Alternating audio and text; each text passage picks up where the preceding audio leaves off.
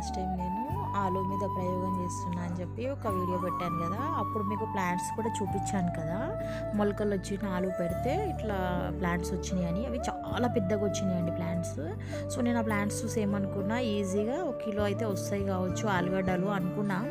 At least kilo కాకపోయినా ఒక అరకిలో వస్తాయేమో, పెద్ద పెద్ద గడ్డలు వస్తాయి కావచ్చు అనుకున్నా. అంటే హెల్దీగా ఉండే కదా ప్లాంట్స్.